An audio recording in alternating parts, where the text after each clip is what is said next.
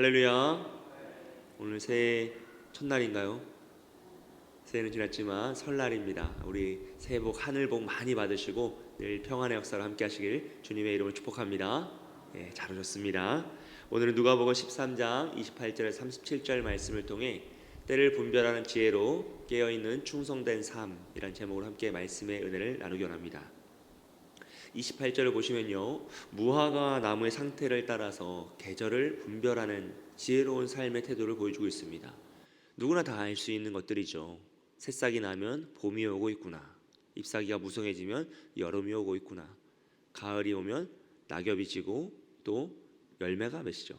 그리고 가지가 다 앙상하게 나오면 겨울이 오고 있구나 라고 누구나 깨달을 수 있는 이치입니다. 그렇게 자연의 이치를 깨달을 수 있는 사람은 또 반대로 누구나 다 하나님의 때를 깨달을 수 있다라는 말씀이에요. 여러분, 하나님의 신비한 지혜는 비밀한 것이 아니거든요. 감춰진 것이 아닙니다. 다 드러나 있고 누구나 깨달을 수 있는 보편적 진리입니다. 그렇기 때문에 복음을 듣는 자는 남녀노소, 배운 자나 배우지 못한 자나 어느 시대나 누구나 다 복음을 듣고 믿음을 가질 수 있는 것이죠.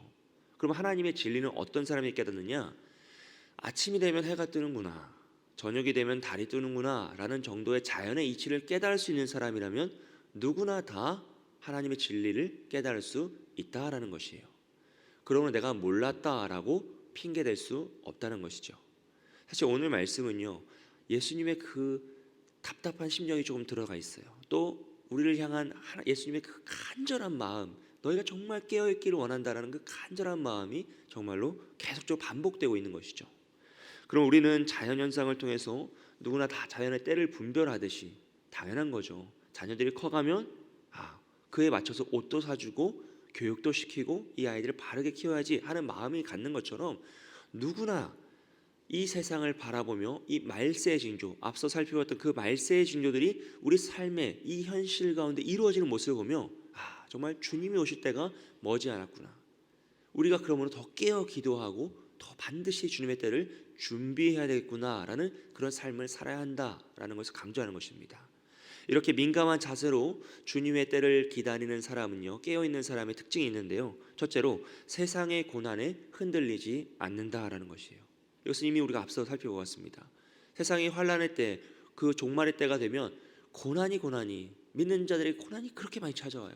내 삶에도 고난이 있는 거죠. 그런데 그 고난에 흔들리지 않습니다. 왜냐하면 주님이 곧 오실 것이기 때문이에요.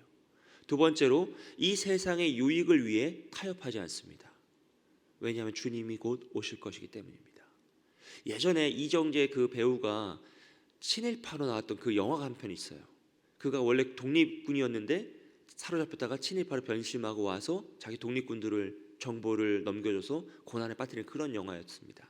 마지막에 이 배우가 이 역할을 하면서 자기도 동료들에게 의해서 살인을 당하는데, 그러면서 왜 배신했냐고 물어보니까 이렇게 빨리 독립할 줄 몰랐다고 그래요.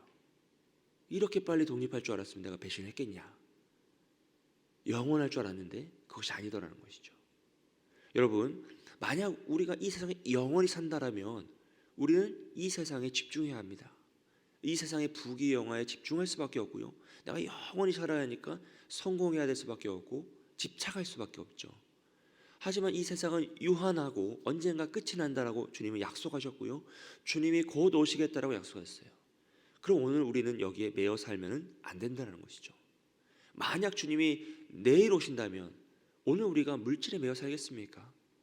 만약 주님이 내일 오신다면 내가 소원하는 것에 매여 살겠습니까? 우리가 지금 매여 있는 그런 모든 부분들에서요, 우리는 오히려 굉장히 자유해진다는 것이죠.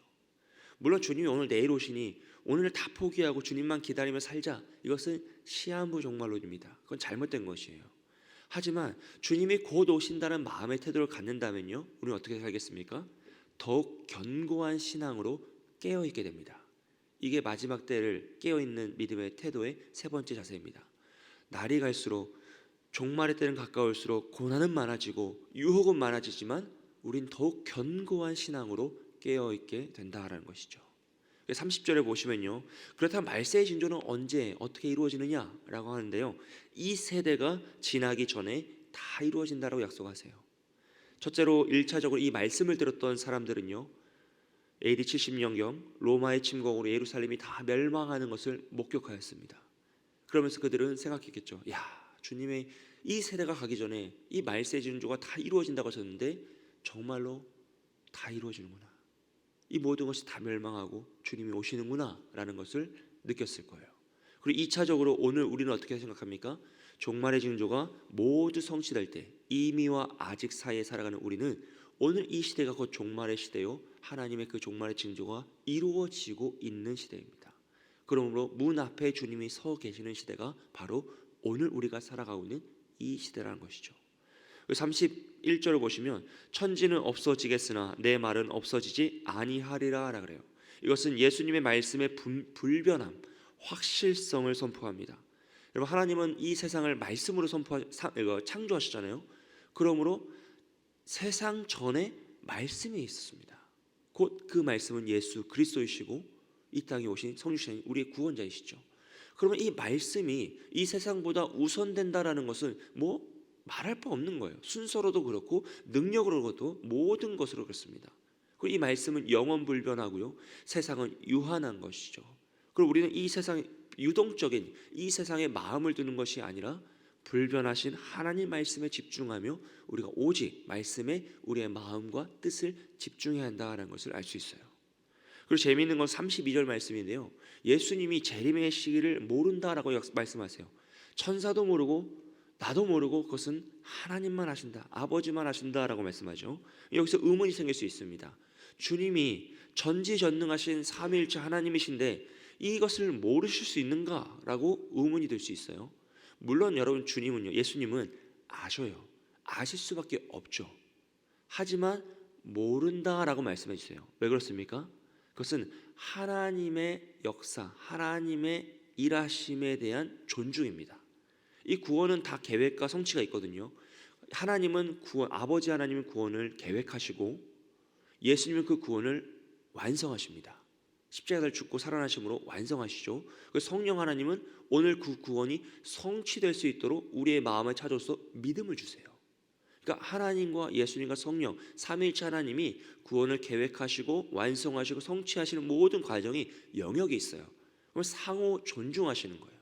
그렇기 때문에 이 계획의 단계는 하나님의 것이기에 예수님은 그 날은 나도 알 수 없다라고 존중하시는 거죠. 하나님의 뜻에 계신 것이니까요.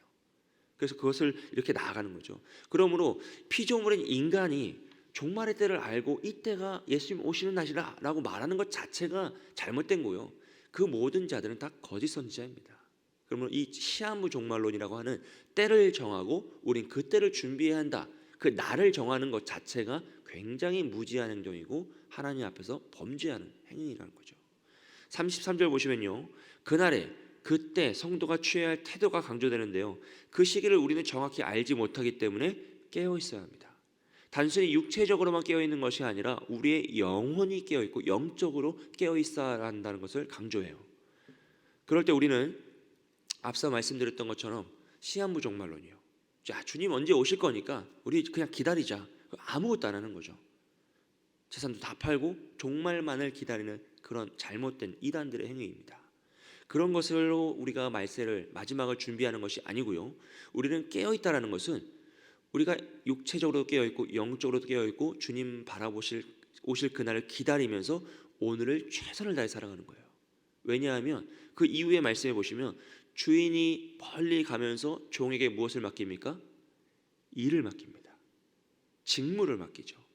그리고 다시 돌아와서 뭘 할 거예요? 정산을 할 거예요. 그가 맡은 직무를 충성되이 감당했는지 정산할 것입니다. 그럴 때 오늘날 성도가 깨어있다는 것은요, 그냥 단순히 깨어서 그날만을 기다리는 것이 아니라 우리에게 주어진 직무, 하나님이 맡기신 일을 충성되이 감당하며 매일매일 최선을 다해 살아가는 것입니다.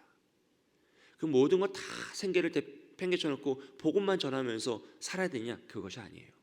우리가 해야 할 일을 다 하면서 가족을 돌보고 자녀를 양육하고 일을 하며 살아가면서 우리가 하나님이 오실 그날을 기억하고 이 세상에 매이지 않으며 더 평안하게, 더 힘있게 말씀에 순종하는 삶을 살아가는 것입니다. 그렇기 때문에 우리는요, 우리의 정산의 때가 있다는 것을 기억해야 돼요. 사랑하는 여러분, 오늘 우리는 깨어 계십니까? 흘러가는 시간 속에서 벌써 설날이 왔습니다. 새해 첫날 예배를 드렸던 것이 엊그제 같은데 벌써 1월이 가고 2월이 되어서 이렇게 시간이 빨리 지나가요. 이 흘러가 버린 시간 속에서 날아간다라고 표현되는 그 시간 앞에서 우리는 얼마나 깨어 있습니까? 살다 보니 이렇게 되었다라고 말하는 것이 아니라 매일매일 삶 속에서 내가 하나님을 기억하고 말씀에 순종하고 주님 다시 오실 그날을 기대한다면 우리는 조금 더 성실하게 살아갈 수 있습니다.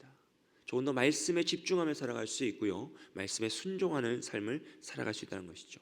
이 세상의 부귀영화를 부러워하며 살아가는 것이 아니라, 반대로 이 세상의 고난 가운데 흔들리며 살아가는 것이 아니라, 나에게 맡겨진 직무, 땅끝까지 이르러 복음을 전하고 제자 삼으라 하셨던 그 충성되이 여기시는 그 말씀, 나의 충성되이 여기서 직함을 주시고 직분을 주신 그 말씀을 붙잡고 오늘도 성실하게 최선을 다해 살아갈 수 있다는 것입니다. 우리 모두가 다시 오실 주님을 기대함으로써 깨어있기를 소망합니다. 단순히 잠을 안 자고 새벽을 깨우는 것을 만족하는 것이 아니라 우리의 영혼이 깨어서 이 세상을 능히 이기고 또 우리에게 맡겨진 직무를 충성되게 감당해서 마지막 날 주님께서 잘했다고, 착하고 충성된 종이라고 칭찬하시는 저와 여러분이 되시길 주님의 이름으로 축복합니다.